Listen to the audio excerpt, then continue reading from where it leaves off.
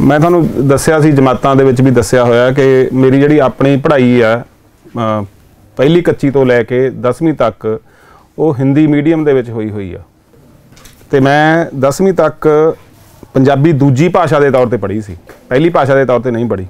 उस तो बाद जदों मैं BA च होया ते उत्थे मैनू लग्या कि मैं ज़्यादा नंबर लै सकदा घट आउण दे बावजूद जे मैं अपना पेपर अंग्रेज़ी च लिख दूँगा। तो मैं वो अपना माध्यम परिवर्तन करके तब्दील करके पोलिटिकल साइंस जिहड़ा सीगा उहदा अंग्रेज़ी माध्यम रख लिया तो वाहवा चंगे नंबरां नाल मैं मैरिट दे विच रह के BA कीती। पर पंजाबी दे विच मेरे जदों मैं अपना माध्यम परिवर्तन पंजाबी च कर लिया सीगा पहलां जां पंजाबी भाषा नूं मैं वरतों दे विच लैके आउण लग पिया तां मैनूं मुकाबलतन गल्लां वध फुरनियां शुरू हो गईयां, कविता भी फुरनी शुरू हो गई तो अपनी गलबात जिहड़ी हैगी आ जदों अंग्रेज़ी च भी लिखदे सी तां बुनियादी तौर पर सोचिया पंजाबी च ही जांदा सी। पर जिहड़ी गल मैं शुरू करनी आ वो करनी आ अपने बच्चों के तजर्बे तो कि मेरे जिहड़े बच्चे ने वो अंग्रेज़ी स्कूल च पढ़े, साडे सारिਆਂ ਦੇ बच्चे अंग्रेज़ी स्कूलों च पढ़ते हैं। मैं नहीं अंग्रेज़ी स्कूल पढ़िया सी, मैं हिंदी माध्यम के स्कूलों च पढ़िया सी। जिवें डॉक्टर रजिंदरपाल ने दस्सिया कि इन्होंने 5वीं तो बाद अंग्रेज़ी पढ़नी शुरू की आ। मैं थोड़ी जी क्योंकि शहरी पिछोकड़ दे विच होण करके अंग्रेज़ी सानू नाल दी नाल हिंदी दे नाल अंग्रेज़ी शुरू कर दिंदे सीगे। पर अंग्रेज़ी मैनू उस तरीके नाल कदे समझ लो कि 10वीं तक पहुँचदियां होयां बहुत वधिया अंग्रेज़ी आई नहीं सी 10 साल लगातार पढ़ते होने के बावजूद। तो मैं यही गल अपने बच्चों च देखी कि जो मेरे बच्चे 7वीं 8वीं च होए तो उन्होंने अंग्रेज़ी दे विच बहुत गलतियां सीगियां, उन्होंने वाक बनतर दे विच बहुत गलतियां सीगियां, उन्होंने शब्द जोड़ां दे विच भी गलतियां सी ते ओह गलतियां मैं कढ़दा सी जिहड़ा कि मुੱਢੋਂ अंग्रेज़ी नहीं सी पढ़िया होया। जो क्योंकि हुण तां स्कूल दे विच बच्चा पहलां LKG जांदा है, फिर UKG च हुंदा है, फिर KG च हुंदा है, फिर पहली च हुंदा है। इहदा मतलब जिहड़ा बच्चा 7वीं च पढ़दा तां 10 साल हो गए उसनूं अंग्रेज़ी पढ़दे नूं। 10 साल पढ़न के बावजूद जदों उन्होंने ठीक अंग्रेज़ी नहीं सी आउंदी तां उन्हां दिनां दे विच ही थोड़ा बहुत मैं भाषा विज्ञान ते भाषा अध्यापन बारे कुछ पढ़ रहा सी ते उत्थों पता लग्या कि इन्हां नूं सही अंग्रेज़ी आ नहीं सकदी जदों तक इन्हां नूं सही पंजाबी नहीं आउंदी। मैनूं भाषा विज्ञान दे ज्ञान ने ते भाषा अध्यापन ने ये दस्सिया क्योंकि वो साडे जीवन दे विच जिहड़ी अंग्रेज़ी आ ओह असीं कोशिश करदे हां पहली भाषा के तौर पर पढ़ाउण दी, पर वो इस करके नहीं पढ़ाई जा सकती क्योंकि 3 साल तक बच्चा पहुँचता पहुँचता अपना एक वाक अपनी भाषा के विचों एक्वायर कर लेंदा, वो सिख लेंदा, उहदे अंदर वो जम जांदा वाक। तो उस वाक ने पढ़ाई दे राही जिवें पहला इशारा किया गया कि उसने उन्होंने लिखना तो पढ़ना सीखना हुंदा ते नाल एक होर चीज़ जुड़नी हुंदी आ कि उस दे विच जिहड़ी शब्दावली की अमीरी हुंदी आ उसने आउणा हुंदा। बच्चे कोल एक वाक हुंदा बहुत ही सीमित संचार के पद्धर के उपर उस वाक नूं बहुत मुहारत नाल वरत रहा हुंदा, पर जदों उन्हें स्कूल च जाना हुंदा उहदे विच उहदी शब्दावली दे विच वाधा होना हुंदा, शब्द भंडार च वाधा होना हुंदा ते उस वाक ने अमीर होना हुंदा।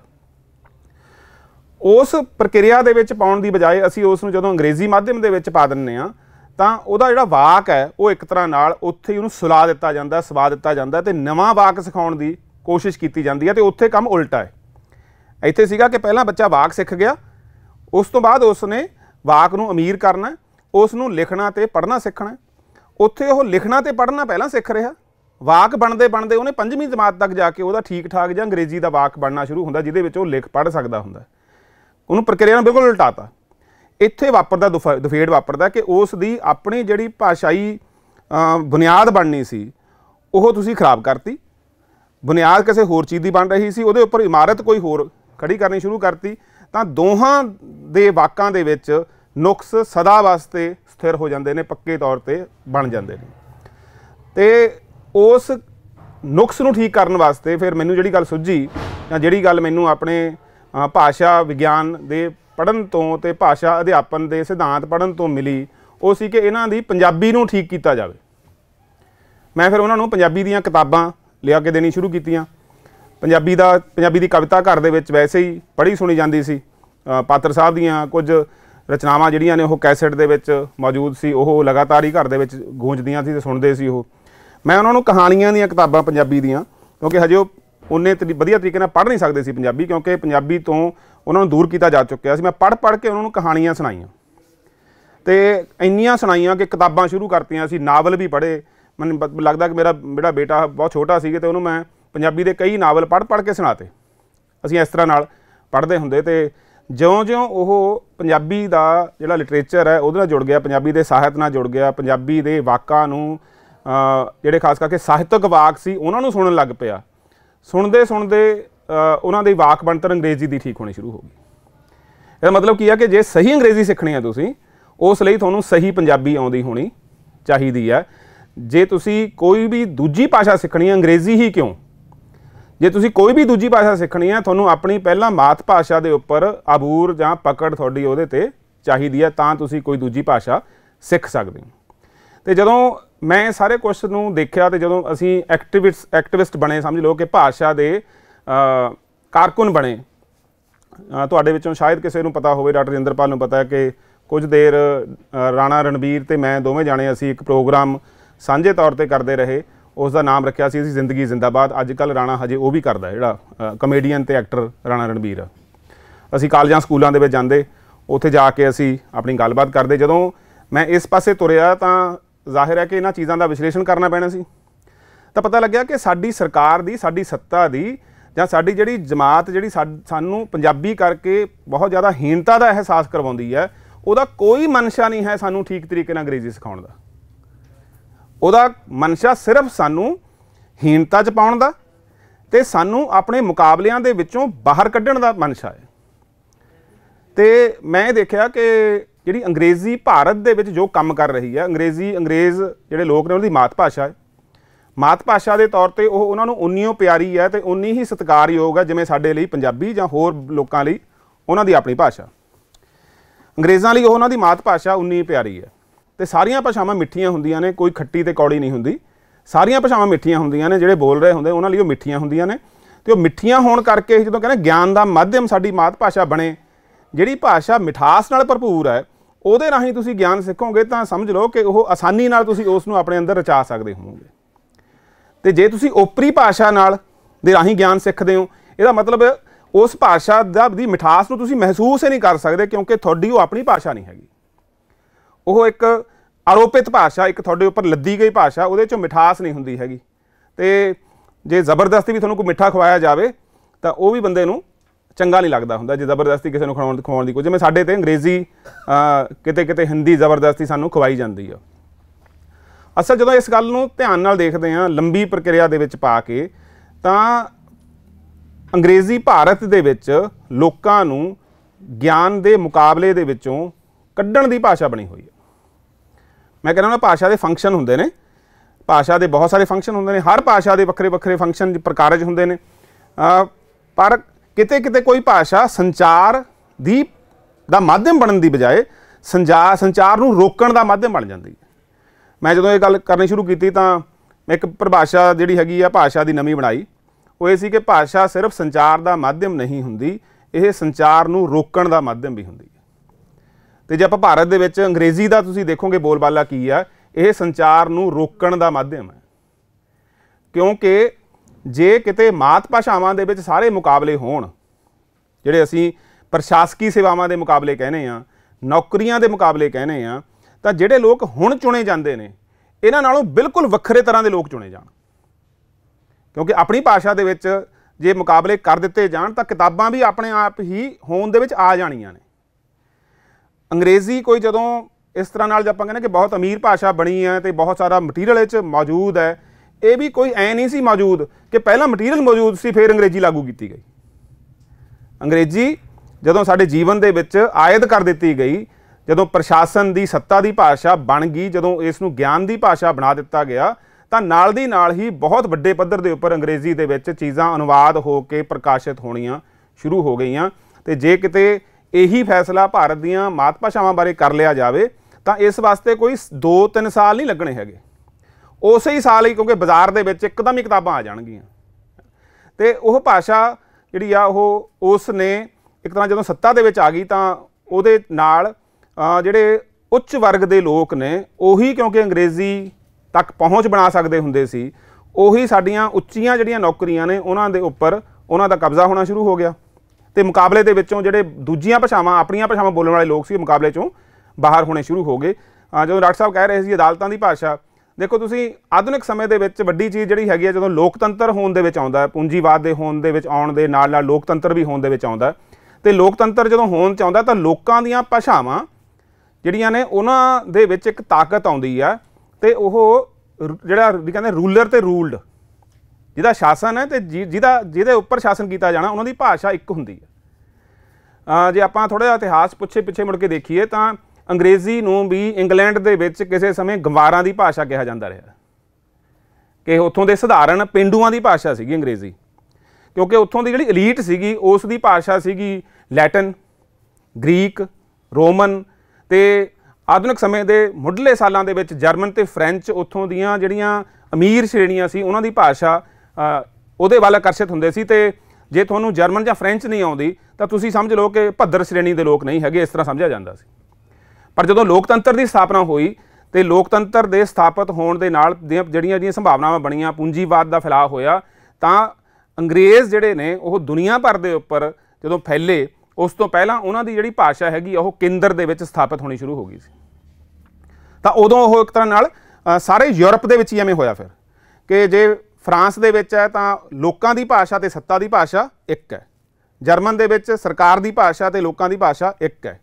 ਜਿੱਥੇ ਕਿਤੇ ਲੋਕਤੰਤਰ ਹੈ ਉੱਥੇ ਲਾਜ਼ਮੀ ਚੀਜ਼ ਹੈ ਕਿ ਲੋਕਾਂ ਦੀ ਭਾਸ਼ਾ ਤੇ ਸੱਤਾ ਦੀ ਭਾਸ਼ਾ ਇੱਕ ਹੋਵੇ। ਪਰ ਸਾਡੇ ਕੀ ਕੀਤਾ ਗਿਆ? ਸਾਡੇ ਕੀਤਾ ਗਿਆ ਕਿ ਲੋਕਾਂ ਦੀ ਭਾਸ਼ਾ, ਉਹਨਾਂ ਦੀਆਂ ਮਾਤ ਬੋਲੀਆਂ ਹੋਣਗੀਆਂ, ਥੋੜ੍ਹਾ ਬਹੁਤ ਛੋਟਾ ਮੋਟਾ ਕੰਮ ਉਹ ਆਪਣੀ ਭਾਸ਼ਾ ਦੇ ਵਿੱਚ ਕਰਨ, ਪਰ ਉਚੇਰਾ ਗਿਆਨ, ਖਾਸ ਕਰਕੇ ਜਿਹਨੂੰ ਅਸੀਂ ਵਿਗਿਆਨ ਦਾ ਕਹਿ ਦਿੰਦੇ ਹਾਂ, ਉਹ ਦੇ ਨਾਲ ਦੀ ਨਾਲ ਪ੍ਰਸ਼ਾਸਨ ਦੀ ਜਿਹੜੀ ਭਾਸ਼ਾ ਹੈਗੀ ਆ ਉਹੋ ਜਿਹੀ ਅੰਗਰੇਜ਼ੀ ਹੋਊਗੀ। ਇਹਦਾ ਮਤਲਬ ਕੀ ਆ ਕਿ ਭਾਰਤ ਦੇ ਵਿੱਚ ਲੋਕਤੰਤਰ ਨਹੀਂ ਹੈਗਾ, ਕਿਉਂਕਿ ਜੇ ਜਿੱਦਣ ਲੋਕਤੰਤਰ ਹੋਊਗਾ ਉਦੋਂ ਸਾਡੀ ਭਾਸ਼ਾ ਤੇ ਸਰਕਾਰ ਦੀ ਭਾਸ਼ਾ ਇੱਕ ਹੋਊਗੀ। ਕਿਉਂ ਨਹੀਂ ਹੈ? ਕਿਉਂ ਅਸੀਂ ਜਾ ਕੇ ਉੱਥੇ ਮਤਲਬ ਦਫ਼ਤਰ ਦੇ ਵਿੱਚ ਵੜਦੇ ਸਾਰ ਅਸੀਂ ਕਿਉਂ ਹੀਣਤਾ ਦੇ ਸ਼ਿਕਾਰ ਹੋ ਜਾਂਦੇ ਹਾਂ? ਕਿਉਂਕਿ ਅਸੀਂ ਆਪਣੀ ਭਾਸ਼ਾ ਦੇ ਵਿੱਚ ਕੰਮ ਨਹੀਂ ਕਰ ਸਕਦੇ। ਉੱਥੇ ਅਸੀਂ ਬਹੁਤ ਹੀ ਨਿਗੂਣੇ ਹੋ ਜਾਂਦੇ ਹਾਂ। ਜਦੋਂ ਕੋਈ ਅਫਸਰ ਸਾਹਮਣੇ ਬੈਠਾ ਹੁੰਦਾ ਅਸੀਂ ਉਹਦੇ ਨਾਲ ਜ਼ਰੂਰਤ ਨਾਲ ਗੱਲ ਹੀ ਨਹੀਂ ਕਰ ਸਕਦੇ, ਕਿਉਂਕਿ ਉਹਦੀ ਭਾਸ਼ਾ ਦਾ ਦਬਦਬਾ ਸਾਡੇ ਉੱਪਰ ਇੰਨਾ ਹੈ ਕਿ ਅਸੀਂ ਉਸ ਅਧੀਨਗੀ ਨੂੰ ਬਹੁਤ ਸਹਿਜ ਰੂਪ ਦੇ ਵਿੱਚ ਕਬੂਲ ਕਰ ਲੈਂਦੇ ਹਾਂ। ਤਾਂ ਇਹ ਜਿਹੜਾ ਭਾਰਤ ਦੇ ਵਿੱਚ ਕੰਮ ਚਲਾਇਆ ਗਿਆ ਨਾ, ਇਹਦੀ ਪੋਲੀਟਿਕਸ ਇਹ ਹੈ ਜਿਹੜੀ ਡਾਕਟਰ ਸਾਹਿਬ ਨੇ ਕਿਹਾ ਸੀ ਉਲੰਘਣਾ ਹੁੰਦੀ ਹੈ। ਉਲੰਘਣਾ ਅਸਲ ਦੇ ਵਿੱਚ ਉਸ ਕਲਾਸ ਨੂੰ ਸੂਟ ਕਰਦੀ ਹੈ ਜਿਸ ਨੇ ਗਿਆਨ ਦੇ ਉੱਪਰ ਤੇ ਜਿਸ ਨੇ ਸੱਤਾ ਦੇ ਉੱਪਰ ਕਬਜ਼ਾ ਜਮਾ ਕੇ ਰੱਖਣਾ ਹੈ ਤੇ ਲੋਕਾਂ ਨੂੰ ਉਸ ਦੇ ਨੇੜੇ ਲੱਗਣ ਨਹੀਂ ਦੇਣਾ। ਲੋਕਤੰਤਰ ਦਾ ਮਤਲਬ ਹੁੰਦਾ ਲੋਕਾਂ ਦੁਆਰਾ ਰਾਜ, ਹੈ ਨਾ, ਕਹਿਣ ਨੂੰ ਜਿਹੜੀ ਡੈਫੀਨੇਸ਼ਨ ਸਾਡੀ ਹੈਗੀ ਹੈ, ਲੋਕਾਂ ਦਾ, ਲੋਕਾਂ ਉੱਤੇ, ਲੋਕਾਂ ਵੱਲੋਂ ਜਿਹੜਾ ਰਾਜ ਆ ਉਹਨੂੰ ਲੋਕਤੰਤਰ ਕਹਿੰਦੇ ਆ। ਤੇ ਜੇ ਲੋਕਾਂ ਦੀ ਭਾਸ਼ਾ ਹੀ ਨਹੀਂ ਹੈਗੀ ਤਾਂ ਕਿਵੇਂ ਲੋਕ ਉਸ ਸਾਰੇ ਰਾਜ ਦੇ ਕੰਮਾਂ ਦੇ ਵਿੱਚ ਸ਼ਾਮਲ ਹੋ ਸਕਦੇ ਨੇ? ਇਹਦਾ ਮਤਲਬ ਜੇ ਤੁਸੀਂ ਹੁਣ ਜੱਜ ਬਣਨਾ, ਆਪਣੀ ਬੋਲੀ ਛੱਡੋ ਤਾਂ ਜੱਜ ਬਣੋਗੇ। ਜੇ ਤੁਸੀਂ ਪਾਰਲੀਮੈਂਟ ਵਿੱਚ ਜਾਣਾ ਤਾਂ ਆਪਣੀ ਬੋਲੀ ਛੱਡੋ, ਵੋਟਾਂ ਭਾਵੇਂ ਆਪਣੀ ਬੋਲੀ 'ਚ ਮੰਗੋ, ਪਰ ਸਹੁੰ ਤੁਸੀਂ ਜਾ ਕੇ ਉੱਥੇ ਅੰਗਰੇਜ਼ੀ ਵਿੱਚ ਚੁੱਕੋ। ਤੇ ਤੁਸੀਂ ਉੱਥੇ ਜਾ ਕੇ ਜਿਹੜੀਆਂ ਸਾਡੀਆਂ ਪਾਰਲੀਮੈਂਟ ਦੀਆਂ ਜਿਹਨੂੰ ਪ੍ਰੋਸੀਡਿੰਗ ਕਹਿੰਦੇ ਆ ਉਹ ਸਾਰੀਆਂ ਅੰਗਰੇਜ਼ੀ 'ਚ ਰਿਕਾਰਡ ਹੁੰਦੀਆਂ ਨੇ। ਕਾਨੂੰਨ ਸਾਡੇ ਸਾਰੇ ਅੰਗਰੇਜ਼ੀ 'ਚ ਨੇ। ਜਿਹੜਾ ਮਾਤ ਭਾਸ਼ਾ ਦੇ ਉੱਪਰ ਜਾਂ ਰਾਜ ਭਾਸ਼ਾ ਐਕਟ ਬਣਿਆ ਹੋਇਆ ਉਹ ਵੀ ਅੰਗਰੇਜ਼ੀ ਦੇ ਵਿੱਚ ਹੈ। ਤੇ ਕਿਉਂਕਿ ਇਹ ਮੰਨਿਆ ਜਾਂਦਾ ਕਿ ਕਾਨੂੰਨ ਅੰਗਰੇਜ਼ੀ ਦੇ ਵਿੱਚ ਹੀ ਹੋ ਸਕਦੇ ਨੇ। ਜੇ ਕਾਨੂੰਨ ਪੰਜਾਬੀ 'ਚ ਹੋਣਗੇ ਜਣਾ ਖਣਾ ਸਮਝ ਜਾਊਗਾ। ਹੁਣ ਆਹ ਕਿਸਾਨਾਂ ਨਾਲ ਸੰਬੰਧਿਤ ਜਿਹੜੇ ਕਾਨੂੰਨ ਨੇ, ਨਿੱਕੇ ਨਿੱਕੇ ਜਵਾਕ ਨੂੰ ਪਤਾ ਨੇ, ਬੱਚਿਆਂ ਨੂੰ, ਅਨਪੜ੍ਹ ਬੁੜੀਆਂ ਨੂੰ ਪਤਾ ਨੇ, ਕਿਉਂਕਿ ਪੰਜਾਬੀ 'ਚ ਦੱਸਦੇ ਗਏ। ਜਦੋਂ ਦੱਸਤੇ ਸਾਰਾ ਹੀਜ ਪਿਆ ਚਲੰਗਾ ਹੋ ਗਿਆ, ਪਤਾ ਲੱਗਿਆ ਕਿ ਸਾਡੇ ਨਾਲ ਮਤਲਬ ਖੇਡ ਕੀ ਖੇਡੀ ਜਾ ਰਹੀ ਆ। ਇਹਦਾ ਮਤਲਬ ਜਿਹੜੀ ਤੁਹਾਡੀ ਬੋਲੀ ਆ ਉਹ ਤੁਹਾਡੀ ਤਾਕਤ ਦੇ ਵਾਸਤੇ ਜਾਂ ਤੁਹਾਨੂੰ ਤਾਕਤਵਰ ਬਣਾਉਂਦੀ ਆ, ਤੁਸੀਂ ਉਸ ਦੇ ਰਾਹੀਂ ਤਾਕਤ ਦੇ ਵਿੱਚ ਜਾਂਦੇ ਹੋ। ਤੇ ਸਾਡਾ ਲੋਕਤੰਤਰ 'ਚ ਸ਼ਮੂਲੀਅਤ ਦਾ ਮਤਲਬ ਹੀ ਇਹੀ ਆ ਕਿ ਅਸੀਂ ਆਪਣੀ ਬੋਲੀ ਦੇ ਨਾਲ ਜਿਹੜੇ ਸਾਰੇ ਜਿੰਨੇ ਉਹਦੇ ਕਹੀਏ ਕਿ ਉਹਦੇ ਪਿੱਲਰ ਨੇ, ਹੈ ਨਾ, ਭਾਵੇਂ ਉਹ ਪਾਰਲੀਮੈਂਟ ਹੈ, ਭਾਵੇਂ ਉਹ ਜੁਡੀਸ਼ਰੀ ਹੈ ਨਾ, ਭਾਵੇਂ ਉਹ ਬਿਊਰੋਕ੍ਰੇਸੀ 'ਚ ਆਪਾਂ ਕਹਿੰਦੇ ਐਗਜ਼ੈਕਟਿਵ ਹੈ, ਉਹਦੇ ਵਿੱਚ ਸਾਡੀ ਸ਼ਮੂਲੀਅਤ ਤਾਂ ਹੋ ਸਕਦੀ ਆ ਜਾਂ ਕਹੀਏ ਕਿ ਉਹ ਸਾਡੀ ਚੀਜ਼ ਤਾਂ ਹੋਣਗੇ ਜਿੱਦਣ ਅਸੀਂ ਆਪਣੀ ਭਾਸ਼ਾ ਦੇ ਰਾਹੀਂ ਉਹਨਾਂ ਵਿੱਚ ਦਾਖਲ ਹੋ ਸਕਦੇ ਹੋਵਾਂਗੇ। ਉਹਨਾਂ ਹੀ ਥਾਵਾਂ ਤੋਂ ਪੰਜਾਬੀ ਕੱਢੀ ਹੋਈ ਆ, ਉਹਨਾਂ ਹੀ ਥਾਵਾਂ ਤੋਂ ਕੰਨੜ ਕੱਢੀ ਹੋਈ ਆ, ਉਹਨਾਂ ਹੀ ਥਾਵਾਂ ਤੋਂ ਬੰਗਾਲੀ ਤੇ ਭਾਰਤ ਦੀਆਂ ਸਾਰੀਆਂ ਭਾਸ਼ਾਵਾਂ ਕੱਢੀਆਂ ਹੋਈਆਂ ਨੇ, ਕਿਉਂਕਿ ਉਹਨਾਂ ਨੇ ਆਪਣੇ ਤੱਕ ਸੀਮਿਤ ਰੱਖਿਆ ਹੋਇਆ।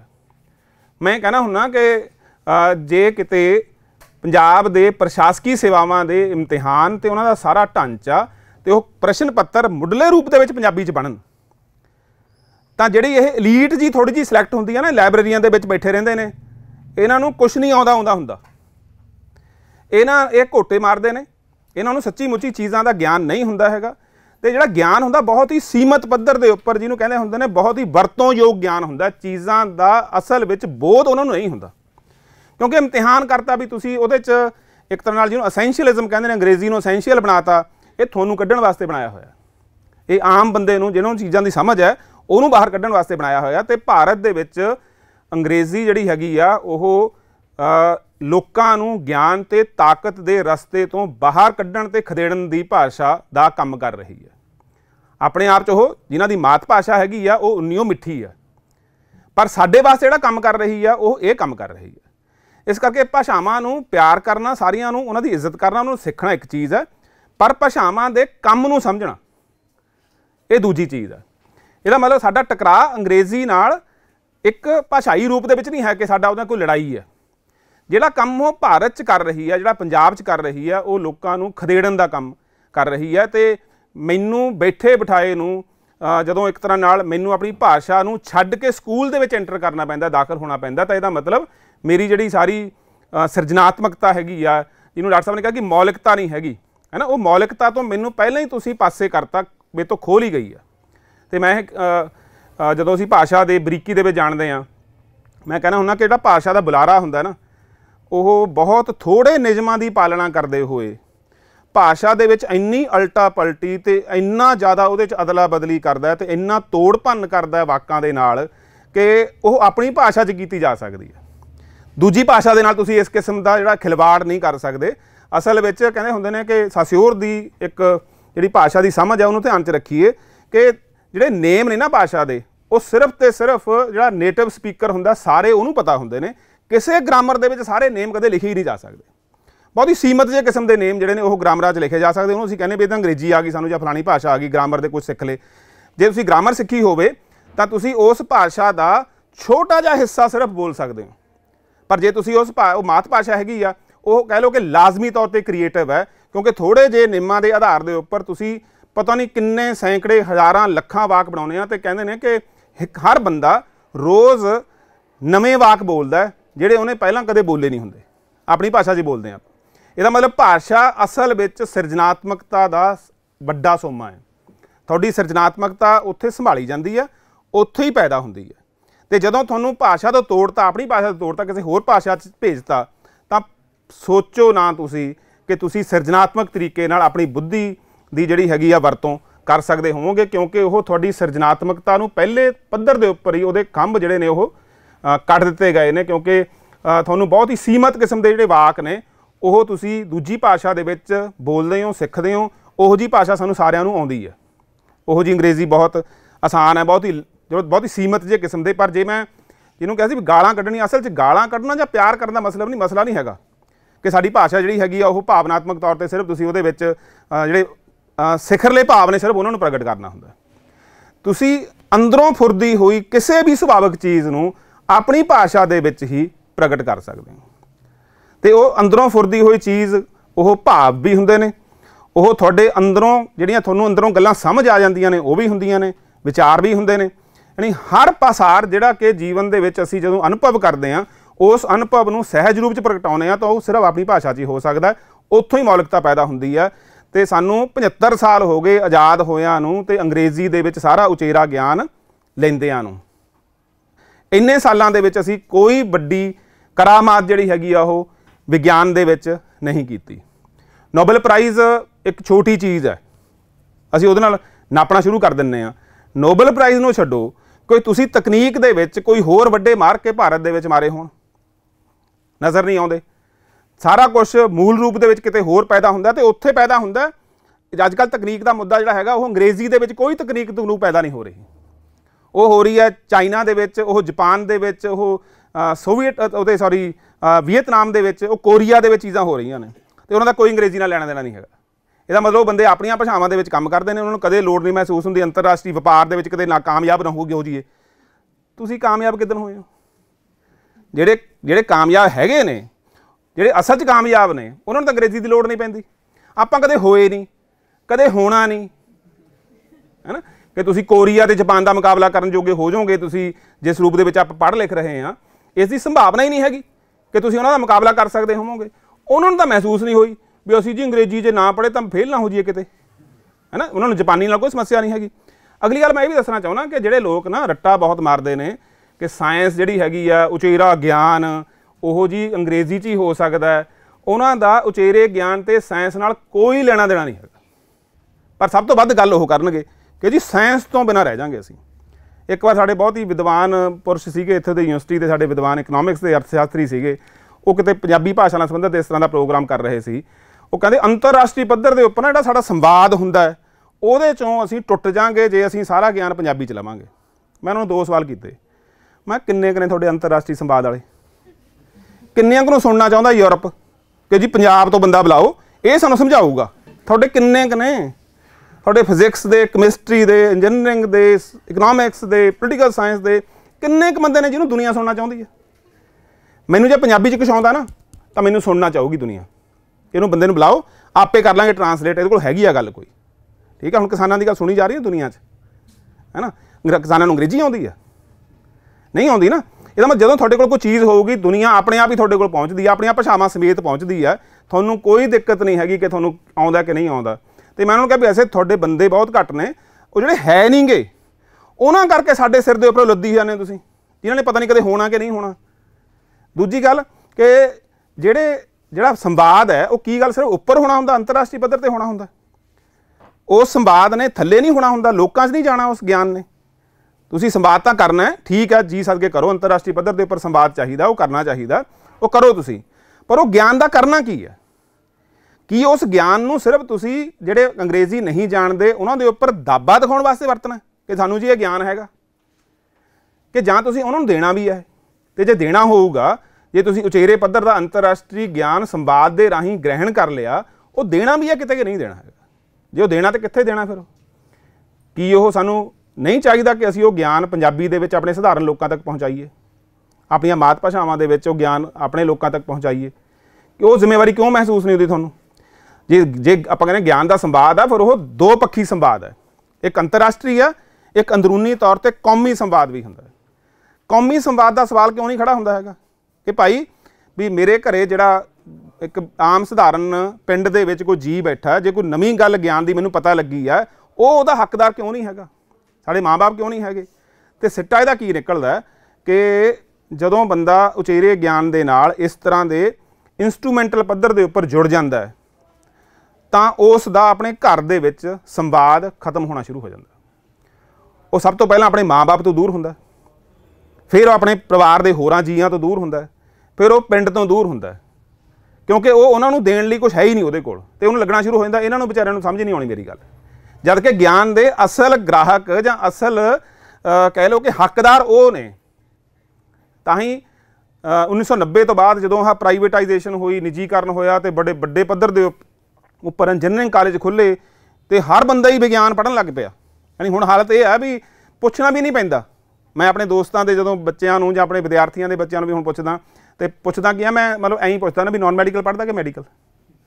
ਇਹ ਨਹੀਂ ਪੁੱਛਣਾ ਪੈਂਦਾ ਵੀ ਉਹ ਆਰਟਸ ਦਾ ਕੋਈ ਵਿਸ਼ਾ ਪੜ੍ਹ ਸਕਦਾ, ਕੋਈ ਹੋਰ ਚੀਜ਼ ਕਰ ਸਕਦਾ, ਕੋਈ ਭਾਸ਼ਾਵਾਂ ਦੇ ਵਿੱਚ ਜਾ ਸਕਦਾ, ਪੁੱਛਣਾ ਹੀ ਨਹੀਂ ਪੈਂਦਾ। ਮਤਲਬ ਇਹ ਸਭ ਤੋਂ ਅਨਸਾਇੰਟੀਫਿਕ ਗੱਲ ਹੈ ਕਿ ਇੰਨੇ ਲੋਕ ਸਾਇੰਸ ਪੜ੍ਹ ਰਹੇ, ਕਿਉਂਕਿ ਬੱਚੇ ਜਿਹੜੇ ਹੈਗੇ ਨੇ ਉਹ ਬਹੁਤ ਵੰਨ-ਸੁਵੰਨਤਾ ਨਾਲ ਭਰਪੂਰ ਹੁੰਦੇ ਨੇ, ਤਰ੍ਹਾਂ ਤਰ੍ਹਾਂ ਦੀਆਂ ਉਹਨਾਂ ਦੀਆਂ ਖਾਹਿਸ਼ਾਂ ਹੁੰਦੀਆਂ ਨੇ। ਇੱਕ ਤਾਂ ਅਸੀਂ ਸਾਇੰਸ ਬਹੁਤ ਪੜ੍ਹ ਰਹੇ ਹਾਂ ਅਤੇ ਉਹ ਜਾ ਕਿਤੇ ਨਹੀਂ ਰਹੀ। ਪੰਜਾਬ ਪਹਿਲੇ ਸਾਲਾਂ ਨਾਲੋਂ ਡਾਕਟਰ ਰਜਿੰਦਰਪਾਲ ਹੋਣੀ ਤਰਕਸ਼ੀਲ ਸੁਸਾਇਟੀ 'ਚ ਕੰਮ ਕਰਦੇ ਰਹੇ ਨੇ, ਅੱਜ ਦੇ ਦਿਨ ਵੱਧ ਅੰਧ ਵਿਸ਼ਵਾਸੀ ਹੈ। ਜੇ ਆਪਾਂ ਡਾਟਾ ਇਕੱਠਾ ਕਰਨਾ ਸ਼ੁਰੂ ਕਰੀਏ, ਵੱਧ ਜਾਂਦਾ ਡੇਰਿਆਂ ਦੇ ਉੱਪਰ। ਸਾਇੰਸ ਪੜ੍ਹ ਕੇ ਅਸੀਂ ਬੁਰਾ ਹਾਲ ਕੀਤਾ ਪਿਆ, ਪਿੰਡਾਂ ਉਚੇੜਿਆ ਪਿਆ ਆਪਾਂ ਨੇ ਸਾਇੰਸ ਪੜ੍ਹ ਕੇ, ਮਤਲਬ ਜਿੱਥੋਂ ਸ਼ੁਰੂ ਕੀਤਾ ਹੋਇਆ ਆਪਾਂ ਨੇ 1990 ਤੋਂ ਬਾਅਦ। ਅਤੇ ਫਿਰ ਅਸੀਂ ਅੰਗਰੇਜ਼ੀ ਕਿੰਨੀ ਪੜ੍ਹੀ ਆ, ਉਹ ਕਿੱਥੇ ਗਈ? ਅੰਗਰੇਜ਼ੀ ਪੜ੍ਹਦੇ ਹਾਂ ਨਾ ਆਪਾਂ ਲਗਾਤਾਰ ਹੀ, 90 ਤੋਂ ਬਾਅਦ ਲਗਾਤਾਰ ਹੀ ਅੰਗਰੇਜ਼ੀ ਪੜ੍ਹ ਰਹੇ ਹਾਂ, ਲਗਾਤਾਰ ਹੀ ਸਾਇੰਸ ਪੜ੍ਹ ਰਹੇ ਹਾਂ। ਪਰ ਉਹ ਸਾਨੂੰ ਪ੍ਰਦਾਨ ਕੀ ਕਰ ਰਹੀ ਹੈ? ਉਹ ਥੱਲੇ ਕਿਉਂ ਨਹੀਂ ਕਿਤੇ ਜਾ ਰਹੀ?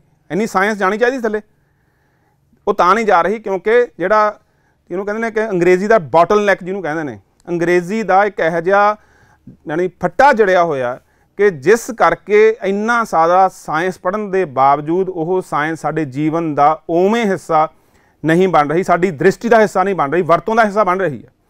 ਤਕਨੀਕ ਦੇ ਪੱਧਰ ਦੇ ਉੱਪਰ ਬਹੁਤ ਸਾਰਾ ਕੁਝ ਅਸੀਂ ਵਰਤ ਰਹੇ ਹਾਂ, ਪਰ ਵਿਗਿਆਨਕ ਦ੍ਰਿਸ਼ਟੀਕੋਣ ਸਾਡਾ ਇਸ ਕਰਕੇ ਨਹੀਂ ਬਣ ਰਿਹਾ ਕਿਉਂਕਿ ਜਿਹੜੀ ਸਾਇੰਸ ਹੈ ਸਾਰੀ, ਉਹ ਸਿਰਫ ਅਸੀਂ ਕੁਝ ਪੋਜੀਸ਼ਨਾਂ ਹਾਸਲ ਕਰਨ ਵਾਸਤੇ, ਕੁਝ ਨੌਕਰੀਆਂ ਵਾਸਤੇ ਅਤੇ ਕੁਝ ਆਪਣਾ ਦਬਦਬਾ ਸਥਾਪਿਤ ਕਰਨ ਵਾਸਤੇ, ਉਸ ਵਾਸਤੇ ਹੀ ਪੜ੍ਹ ਰਹੇ ਹਾਂ। ਅਤੇ ਹੁਣ ਬਹੁਤ ਵੱਡੇ ਵੱਡੇ ਸਿਆਣੇ ਬਿਆਣੇ ਡਾਕਟਰ, ਇੰਜੀਨੀਅਰਿੰਗ ਕਰਨ ਤੋਂ ਬਾਅਦ IIT ਤੋਂ ਆ ਕੇ ਫਿਰ ਉਹ IAS ਚਲੇ ਜਾਂਦੇ ਨੇ, ਜਿੱਥੇ ਕਿ ਸ਼ਾਇਦ ਉਹਨਾਂ ਦੀ ਸਪੈਸ਼ਲਾਈਜੇਸ਼ਨ ਦੀ ਲੋੜ ਕਿਤੇ ਪੈ ਜਾਂਦੀ ਹੋਵੇ, ਪਰ ਉਹ ਕੰਮ ਇੰਜੀਨੀਅਰਾਂ ਤੇ ਡਾਕਟਰਾਂ ਦਾ ਇਕੱਲਾ ਨਹੀਂ ਹੈਗਾ, ਉਹ ਛੱਡ ਹੀ ਜਾਂਦੇ ਨੇ, ਆਪਣਾ ਖੇਤਰ ਛੱਡ ਜਾਂਦੇ ਨੇ। ਇਹਦਾ ਮਤਲਬ ਉਸ ਰਸਤੇ ਉਹ ਵੀ ਜਾ ਕੇ ਪ੍ਰਸ਼ਾਸਨ 'ਚ ਵੜ ਜਾਂਦੇ ਨੇ, ਜਦ ਕਿ ਉਹਨਾਂ ਦੀ ਜਿਹੜੀ ਟ੍ਰੇਨਿੰਗ ਹੈਗੀ ਆ ਉਹ ਕਿਸੇ ਹੋਰ ਚੀਜ਼ ਦੀ ਹੋਈ ਹੈ। ਤਾਂ ਕਹਿਣ ਦਾ ਭਾਵ ਇਹ ਆ ਕਿ ਜਦੋਂ ਅਸੀਂ ਇਹ ਸਾਰਾ ਢਾਂਚਾ ਦੇਖਦੇ ਹਾਂ ਤਾਂ ਉਸ ਢਾਂਚੇ ਦੇ ਵਿੱਚ ਇਹ ਇੱਕ ਲੋਕਾਂ ਨੂੰ ਕੌਮੀ ਤੌਰ 'ਤੇ ਦੱਬਣ ਦਾ, ਉਹਨਾਂ ਨੂੰ ਅਧਿਕਾਰਾਂ ਤੋਂ ਵੰਚਿਤ ਕਰਨ ਦਾ, ਅਧਿਕਾਰਾਂ ਤੋਂ ਸੱਖਣੇ ਕਰਨ ਦਾ, ਤਾਕਤ ਮਹਿਸੂਸ ਨਾ ਕਰਨ, ਇਸ ਗੱਲ ਲਈ ਮਾਨਸਿਕ ਤੌਰ 'ਤੇ ਉਹਨਾਂ ਨੂੰ ਤਿਆਰ ਕਰਨ ਦਾ, ਤੇ ਜਿਹੜਾ ਬਸਤੀਵਾਦ ਦਾ ਦਾਬਾ ਹੈਗਾ ਉਹਨਾਂ ਦੇ ਮਨਾਂ ਦੇ ਵਿੱਚ ਪੱਕੇ ਤੌਰ 'ਤੇ ਵਸਾਉਣ ਦਾ ਢਾਂਚਾ ਜਿਹਦੇ ਵਿੱਚ ਅਸੀਂ ਰਹਿ ਰਹੇ ਹਾਂ। ਤੇ ਜਦੋਂ ਆਪਾਂ ਕਹਿੰਦੇ ਹਾਂ ਕਿ ਜਿਵੇਂ ਕਿਹਾ ਸੀ ਬੱਚੇ ਨੇ ਕਿ ਕੁਝ ਚੀਜ਼ਾਂ ਜਿਹੜੀਆਂ ਪ੍ਰਸ਼ਨ ਠੀਕ ਨਹੀਂ ਆਉਂਦੇ, ਅਸਲ 'ਚ ਕੀ ਹੈ ਕਿ ਸਾਡਾ ਦਬਾਅ ਹੀ ਹੈ ਨਹੀਂ ਉੱਥੇ। ਜੇ ਅਸੀਂ ਲਗਾਤਾਰ ਸਵਾਲ ਕਰਨੇ ਸ਼ੁਰੂ ਕਰੀਏ ਵੀ ਆਹ ਗਲਤ ਕਿਉਂ ਹੈ, ਇਹ ਕਿਉਂ ਆਇਆ ਐਵੇਂ, ਇਹਦਾ ਮਤਲਬ ਕੀ ਹੈ ਕਿ ਸਾਡੀ ਜਿਹੜੀ ਇਸ ਸਮੇਂ ਉੱਪਰਲੇ ਪਾਸੇ ਇੱਕ ਲੈਵਲ 'ਤੇ ਅਸੀਂ ਪਹੁੰਚ ਗਏ ਕਿ ਪੰਜਾਬੀ ਦੇ ਵਿੱਚ ਪੇਪਰ ਜੀ ਬਣਾਉਣਾ ਪਊਗਾ ਤੁਹਾਨੂੰ, ਹੈ ਨਾ। ਇੱਥੇ ਤੱਕ ਤਾਂ ਪਹੁੰਚ ਗਏ ਆਪਾਂ, ਪਰ ਅਸੀਂ ਹੁਣ ਇੱਥੇ ਤੱਕ ਨਹੀਂ ਪਹੁੰਚੇ ਵੀ ਇਹ ਬਣਾ ਤਾਂ ਦਿੱਤਾ, ਇਹ ਕਿਸੇ ਨੇ ਸਮਝਣਾ ਵੀ ਹੈ, ਕਿਸੇ ਨੇ ਪੜ੍ਹਨਾ ਵੀ ਹੈ, ਤੇ ਉਸਨੇ ਇਸ ਦੇ ਵਿੱਚ ਲਿਖਣਾ ਵੀ ਹੈ। ਇਹਦਾ ਮਤਲਬ ਕੀ ਹੈ ਕਿ ਅਸੀਂ ਜਿਹੜੀ ਲੜਾਈ ਹੈ ਨਾ, ਇਹ ਅਸਲ 'ਚ ਬਹੁਤ ਛੋਟੀਆਂ ਗੱਲਾਂ ਤੋਂ ਬਹੁਤ ਵੱਡੇ ਮੁੱਦਿਆਂ ਤੱਕ ਲੜਾਈ ਹੈ ਨਾ। ਵੱਡੇ ਮੁੱਦਿਆਂ ਦੇ ਵਿੱਚ ਆਪਾਂ ਜਿਵੇਂ ਲੋਕਤੰਤਰ ਦੇ ਆਪਣੇ ਆਪ ਨੂੰ ਤਾਕਤਵਰ ਕਰਨ ਦੀ, ਤੇ ਬਾਅਦ 'ਚ ਬਰਾਬਰੀ ਦੇ ਪੱਧਰ ਦੇ ਉੱਪਰ ਜਿਹਨੂੰ ਅਸੀਂ ਕਹਿੰਦੇ ਹਾਂ ਕਿ ਅਸਲ 'ਚ ਲੜਾਈ ਬਰਾਬਰ ਸਾਰੇ ਮੌਕਿਆਂ ਦੀ ਲੜਾਈ ਬਣ ਜਾਂਦੀ ਆ, ਉਸ ਤੱਕ ਅਸੀਂ ਪਹੁੰਚਦੇ ਹਾਂ। ਪਰ ਛੋਟੀਆਂ ਲੜਾਈਆਂ ਇਹ ਵੀ ਨੇ ਕਿ ਸਾਡੇ ਕੋਲ ਅਸੀਂ ਛੋਟੀਆਂ ਗੱਲਾਂ 'ਤੇ ਇਤਰਾਜ਼ ਕਰੀਏ ਕਿ ਐਵੇਂ ਕਿਉਂ ਨਹੀਂ ਹੋ ਰਿਹਾ, ਹੈ ਨਾ। ਜੇ ਇਹ ਜਨਤਕ ਤੌਰ 'ਤੇ ਖੜਾ ਹੋਣਾ ਸ਼ੁਰੂ ਹੋ ਜਾਵੇ, ਅੱਜ ਆਪਾਂ ਕਹਿੰਦੇ ਹਾਂ ਕਿ ਕਿਸੇ ਮਿੱਤਰ ਨੇ, ਡਾਕਟਰ ਸਾਹਿਬ ਨੇ ਸਾਂਝਾ ਕੀਤਾ ਸੀ, ਬਰਨਾਲੇ ਤੋਂ ਕਿਸੇ ਨੇ ਸਾਨੂੰ ਭੇਜਿਆ ਵੀ ਇੰਨੀਆਂ ਪੋਸਟਾਂ ਪੰਜਾਬੀ ਦੇ ਵਿੱਚ ਪੰਜਾਬ 'ਚ ਭਰੀਆਂ ਜਾਣੀਆਂ ਨੇ ਜਿਹੜੀਆਂ ਕਿ ਵੱਖ-ਵੱਖ ਮਹਿਕਮਿਆਂ ਦੀਆਂ ਨੇ, ਤੇ ਉਹਨਾਂ ਸਾਰੇ ਮਹਿਕਮਿਆਂ ਦੇ ਇਮਤਿਹਾਨ ਜਿਹੜੇ ਨੇ ਉਹ ਲਏ ਜਾਣਗੇ ਅੰਗਰੇਜ਼ੀ ਦੇ ਵਿੱਚ। ਜਸਵੰਤ ਸਿੰਘ ਜਫਰ ਸਾਡੇ ਮਿੱਤਰ ਨੇ, ਕਵੀ ਨੇ, ਤੇ ਉਹ ਦੱਸਦੇ ਸੀਗੇ ਕਿ ਲਾਈਨਮੈਨ ਦੀ ਭਰਤੀ ਹੋਣੀ ਆ ਤੇ ਟੈਸਟ ਲਿਆ ਜਾ ਰਿਹਾ ਅੰਗਰੇਜ਼ੀ ਦੇ ਵਿੱਚ, ਤੇ ਤੁਸੀਂ ਸਧਾਰਨ ਪੱਧਰ ਦੀਆਂ ਨੌਕਰੀਆਂ ਦੇ ਟੈਸਟ ਵੀ ਅੰਗਰੇਜ਼ੀ ਦੇ ਵਿੱਚ ਲੈਂਦੇ ਹੋ, ਤਾਂ ਜ਼ਾਹਿਰ ਹੈ ਕਿ ਬਹੁਤ ਵੱਡਾ ਹਿੱਸਾ ਸਾਡੀ ਖਲਕਤ ਦਾ ਉਸ ਮੁਕਾਬਲੇ 'ਚੋਂ ਪਹਿਲੇ 35 ਸੱਟੇ ਬਾਹਰ ਹੋ ਜਾਂਦਾ। ਕਿ ਸਵਾਲ ਇਹ ਸਮਝ ਨਹੀਂ ਆਉਣੇ ਉਹਨਾਂ ਤਾਂ ਉੱਤਰ ਵਿਚਾਰਿਆਂ ਨੇ ਕੀ ਦੇਣੇ ਨੇ, ਹੈ ਨਾ। ਤੇ ਜੇ ਅਸੀਂ ਇੱਥੇ ਤੱਕ ਥੋੜ੍ਹਾ ਬਹੁਤ ਇਸ ਗੱਲ ਨੂੰ ਕੋਸ਼ਿਸ਼ ਕਰੀਏ ਤਾਂ ਸੰਭਵ ਹੈ ਕਿ ਇਹ ਟੈਸਟ ਜਿਹੜੇ ਹੁਣ ਹੋਣੇ ਨੇ, ਜੇ ਪੰਜਾਬ ਦੇ ਵਿੱਚ ਇੱਕ ਉਭਾਰ ਪੈਦਾ ਹੋ ਸਕਦਾ ਹੋਵੇ, ਫੌਰੀ ਤੌਰ 'ਤੇ ਪੰਜਾਬੀ ਯੂਨੀਵਰਸਿਟੀ ਦੇ ਬਚਣ ਦੇ ਨਾਲ ਇਹ ਗੱਲ ਵੀ ਹੋ ਸਕਦੀ ਹੈ ਕਿ ਇਮਤਿਹਾਨ ਜਿਹੜਾ ਹੈਗਾ ਉਹ ਪੰਜਾਬੀ ਮਾਧਿਅਮ ਦੇ ਵਿੱਚ ਨਾਲ ਲਿਆ ਜਾਵੇ। ਤੇ ਜੇ ਤੁਸੀਂ ਇਸ ਗੱਲ ਦੇ ਉੱਪਰ ਸਵਾਲ ਉਠਾਓਗੇ ਕਿ ਸਵਾਲ ਗਲਤ ਛਪਦੇ ਨੇ, ਅਨੁਵਾਦ ਗਲਤ ਛਪਦੇ ਨੇ, ਪੰਜਾਬੀ ਦੇ ਅਨੁਵਾਦ ਨੂੰ ਗੰਭੀਰਤਾ ਨਾਲ ਨਹੀਂ ਲਿਆ ਜਾਂਦਾ, ਉਸ ਦਾ ਕੰਮ ਚਲਾਊ ਕਿਸੇ ਵੀ ਬੰਦੇ ਨੂੰ, ਉਹ ਕਹਿੰਦੇ ਹਰ ਇੱਕ ਬੰਦਾ ਹੀ ਪੰਜਾਬੀ ਜਾਣਦਾ। ਜਦੋਂ ਆਪਾਂ ਇਹ ਕਹਿ ਲੈਂਦੇ ਹਾਂ ਜਿਵੇਂ ਕਿ ਪੰਜਾਬੀ ਤਾਂ ਡਰਾਇੰਗ ਮਾਸਟਰ ਵੀ ਪੜ੍ਹਾ ਸਕਦਾ, ਪੰਜਾਬੀ ਤਾਂ ਕੋਈ ਕਿਸੇ ਵੀ ਭਾਸ਼ਾ ਦਾ ਫਿਜ਼ੀਕਲ ਐਜੂਕੇਸ਼ਨ ਦਾ ਟੀਚਰ ਵੀ ਪੰਜਾਬੀ ਪੜ੍ਹਾ ਸਕਦਾ, ਤੇ SST ਵਾਲਾ ਪੰਜਾਬੀ ਪੜ੍ਹਾ ਸਕਦਾ। ਪੰਜਾਬੀ ਪੜ੍ਹਾਉਣ ਲਈ ਕੋਈ ਵਿਸ਼ੇਸ਼ ਮੁਹਾਰਤ ਦੀ ਲੋੜ ਹੀ ਹੈ ਨਹੀਂ, ਤਾਂ ਜ਼ਾਹਿਰ ਹੈ ਕਿ ਉੱਥੇ ਵੀ ਐਂ ਲੱਗਦਾ ਕਿ ਅਨੁਵਾਦ ਕੋਈ ਵੀ ਕਰ ਸਕਦਾ। ਉਹ ਇਹੋ ਜਿਹੇ ਤੋਂ ਕਰਵਾ ਲੈਂਦੇ ਨੇ ਉਹ, ਹੈ ਨਾ। ਕਦੇ ਕੋਈ ਠੀਕ ਬੰਦਾ ਉਹਨਾਂ ਦੇ ਪਕੜ 'ਚ ਆ ਜਾਂਦਾ, ਪਰ ਬਹੁਤ ਵਾਰ ਇਹ ਹੁੰਦਾ ਵੀ ਕੰਮ ਚਲਾਓ ਤੁਸੀਂ, ਕਿਉਂਕਿ ਸਾਡਾ ਪ੍ਰੈਸ਼ਰ ਨਹੀਂ ਹੈ ਇੱਕ ਕਮਿਊਨਿਟੀ ਦੇ ਤੌਰ 'ਤੇ ਪੰਜਾਬੀ ਬੋਲਣ ਤੇ ਪੰਜਾਬੀ ਨੂੰ ਪਿਆਰ ਕਰਨ ਵਾਲੀ, ਤੇ ਪੰਜਾਬੀ ਦੇ ਵਿੱਚ ਗਿਆਨ ਹਾਸਲ ਕਰਨ ਨੂੰ ਆਪਣਾ ਅਧਿਕਾਰ ਸਮਝਣ ਵਾਲੀ ਕਮਿਊਨਿਟੀ, ਕਿਉਂਕਿ ਉਹ ਬਹੁਤ ਸੁਸਤ ਹੈ, ਇਸ ਕਰਕੇ ਉਹਨਾਂ ਦਾ ਕੰਮ ਚੱਲੀ ਜਾਂਦਾ। ਤੇ ਜੇ ਆਪਾਂ ਚੁਸਤ ਹੋ ਜਾਵਾਂਗੇ, ਅਸੀਂ ਉੱਥੇ ਜਾ ਕੇ ਦਖਲਅੰਦਾਜ਼ੀ ਕਰਾਂਗੇ, ਤਾਂ ਉਹ ਚੀਜ਼ਾਂ ਠੀਕ ਹੋ ਸਕਦੀਆਂ ਨੇ। ਤੇ ਅਸੀਂ ਇਸ ਗੱਲ ਨੂੰ ਜਦੋਂ ਸ਼ੁਰੂ ਕੀਤਾ ਵਿਭਾਗ ਦੇ ਵੱਲੋਂ, ਅਸੀਂ ਇਸ ਆਸ ਨਾਲ ਸ਼ੁਰੂ ਕੀਤਾ ਕਿ ਇਹ ਚੀਜ਼ਾਂ ਠੀਕ ਕੀਤੀਆਂ ਜਾ ਸਕਦੀਆਂ ਨੇ। ਇਹ ਲੜਾਈ ਇਹੋ ਜਿਹੀ ਨਹੀਂ ਕਿ ਆਪਾਂ ਹਾਰ ਚੁੱਕੇ ਹਾਂ, ਇਹ ਲੜਾਈ ਹਜੇ ਸ਼ੁਰੂ ਕੀਤੀ ਹੈ, ਤੇ ਬਹੁਤ ਸਾਰੀਆਂ ਚੀਜ਼ਾਂ ਦਰੁਸਤ ਕੀਤੀਆਂ ਜਾ ਸਕਦੀਆਂ ਨੇ। ਪਿਛਲੇ ਸਾਲਾਂ 'ਚ ਦਰੁਸਤ ਹੋਈਆਂ ਵੀ ਨੇ, ਤੇ ਦਰੁਸਤੀ ਵੱਲ ਨੂੰ ਭਾਰਤ ਪੱਧਰ ਦੇ ਉੱਪਰ, ਕਿਉਂਕਿ ਇਹ ਗੱਲ ਸਿਰਫ ਪੰਜਾਬੀ 'ਚ ਨਹੀਂ ਚੱਲ ਰਹੀ, ਇਹ ਭਾਰਤ ਦੀਆਂ ਬਹੁਤ ਸਾਰੀਆਂ ਭਾਸ਼ਾਵਾਂ ਦੇ ਲੜਾਈ ਚੱਲ ਰਹੀ ਹੈ। ਜਿਹੜੇ ਹੁਣ ਇਮਤਿਹਾਨ ਹੋਣੇ ਸ਼ੁਰੂ ਹੋਏ ਨੇ ਪ੍ਰਸ਼ਾਸਕੀ ਸੇਵਾਵਾਂ ਦੇ, ਕਿ ਪੰਜਾਬੀ ਦੇ ਵਿੱਚ ਤੁਸੀਂ ਪੇਪਰ ਦੇ ਸਕਦੇ ਹੋ, ਪੰਜਾਬੀ ਦੇ ਵਿੱਚ ਤੁਸੀਂ ਅੱਗੇ ਜਾ ਕੇ ਇੰਟਰਵਿਊ ਜਿਹੜੀ ਹੈਗੀ ਆ ਹਿੰਦੀ ਦੇ ਵਿੱਚ ਵੀ ਦੇ ਸਕਦੇ ਹੋ, ਅੰਗਰੇਜ਼ੀ ਬੋਲਣੀ ਜ਼ਰੂਰੀ ਨਹੀਂ ਹੈਗੀ। ਇਹ ਮਾਹੌਲ ਹੌਲੀ ਭਾਰਤ ਦੇ ਵਿੱਚ ਬਣ ਰਿਹਾ ਹੈ ਕਿ ਲੋਕ ਆਪਣੀਆਂ ਭਾਸ਼ਾਵਾਂ ਦੇ ਵਿੱਚ ਗਿਆਨ ਹਾਸਲ ਕਰਨ ਲਈ, ਤੇ ਜਿੰਨੀਆਂ ਸਾਡੀਆਂ ਲੋਕਤੰਤਰ ਦੀਆਂ ਸੰਸਥਾਵਾਂ ਨੇ ਉੱਥੇ ਪੰਜਾਬੀ ਹੋਵੇ, ਇਸ ਗੱਲ ਦੀ ਮੰਗ ਭਾਰਤ ਦੇ ਵਿੱਚ ਵੱਡੇ ਪੱਧਰ ਦੇ ਉੱਪਰ ਉੱਠ ਕੇ ਖੜੀ ਹੋਣੀ ਸ਼ੁਰੂ ਹੋ ਗਈ ਆ। ਤੇ ਇਹ ਲਗਾਤਾਰ ਇਹ ਲੜਾਈ, ਜਿਵੇਂ ਆਪਾਂ ਕਹਿੰਦੇ ਕਿਸਾਨ ਅੰਦੋਲਨ ਦਿਨੋਂ ਦਿਨ ਮਤਲਬ ਤਕੜਾ ਹੋ ਰਿਹਾ ਹੈ, ਇਹ ਲੜਾਈ ਵੀ ਉੱਡੀ ਤਕੜੀ ਨਾਲ ਦੀ ਨਾਲ ਹੋਈ ਜਾ ਰਹੀ ਆ, ਕਿਉਂਕਿ ਲੋਕ ਇਸ ਗੱਲ ਬਾਰੇ ਚੇਤੰਨ ਹੋ ਚੁੱਕੇ ਨੇ, ਚੇਤੰਨ ਹੋ ਰਹੇ ਨੇ। ਗੱਲ ਸਮਝ ਆਉਣੀ ਸ਼ੁਰੂ ਹੋ ਗਈ ਹੈ ਕਿ ਸਾਨੂੰ ਜਦੋਂ ਸਾਨੂੰ ਆਪਣੀ ਭਾਸ਼ਾ ਤੋਂ ਦੂਰ ਕੀਤਾ ਜਾਂਦਾ ਤਾਂ ਸਾਡੇ ਅਧਿਕਾਰ ਵੀ ਖੋਏ ਜਾਂਦੇ ਨੇ, ਸਾਡੇ ਅਗਲੇ ਰਸਤੇ ਬੰਦ ਕੀਤੇ ਜਾਂਦੇ ਨੇ। ਸਾਨੂੰ ਸਾਡੇ ਸਾਰੇ ਰਸਤੇ ਆਪਣੀ ਮਾਤ ਭਾਸ਼ਾ ਦੇ ਵਿੱਚ ਚਾਹੀਦੇ ਨੇ। ਉਹ ਰਸਤੇ ਚਾਹੇ ਜਿਵੇਂ ਲੜਾਈ ਦੇ ਰਸਤੇ ਹੋਣ, ਚਾਹੇ ਉਹ ਮੁਹੱਬਤ ਦੇ ਰਸਤੇ ਹੋਣ, ਤੇ ਚਾਹੇ ਉਹ ਗਿਆਨ ਦੇ ਰਸਤੇ ਹੋਣ। ਧੰਨਵਾਦ।